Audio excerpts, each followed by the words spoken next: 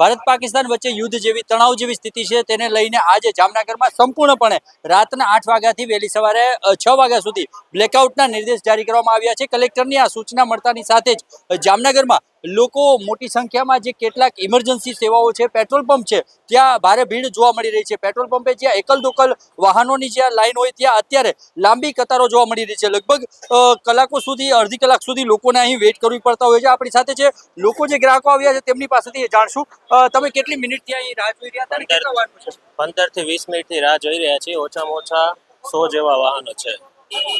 જામનગરના જે મોટા ભાગના પેટ્રોલ પંપ છે ત્યાં આ પ્રકારની ભીડ જોવા મળી રહી છે, લાંબી કતારો। હું આપને દ્રશ્ય બતાડવા માંગીશ કે લાંબી કતારોમાં લોકો કલાકો સુધી જે છે પેટ્રોલ ભરાવવા માટે રાહ જોવા માટે મજબૂર બન્યા છે। થોડી જ મિનિટોમાં જે સમાચાર આવ્યા છે તેને મળતાની સાથે જ લોકો અત્યારે પોતાની જે ટેન્ક છે, પેટ્રોલની ટેન્ક ફૂલ કરવા માટે ને પેટ્રોલ ભરાવવા માટે મોટી સંખ્યામાં આવ્યા છે। ને પેટ્રોલ પંપે હાલ જે શહેરના મોટા ભાગના જે પેટ્રોલ પંપ છે ત્યાં આ પ્રકારની ભીડો જોવા મળી રહી છે। અત્યારે વેપાર ધંધા બંધ રાખવાની જે અપીલ કરવામાં આવી છે, તેમ છતાં લોકો પેટ્રોલ પંપ ઉપર અત્યારે મોટી સંખ્યામાં જોવા મળી રહ્યા છે। ને અત્યારે સરકારની સૂચના બાદ જામનગરમાં આ પેટ્રોલ પંપ પર લાંબી ભીડ ગ્રાહકોની જોવા મળી રહી છે। અનિલ ગોહિલ સાથે દિવેશ વાડા, ખબર ગુજરાત, જામનગર।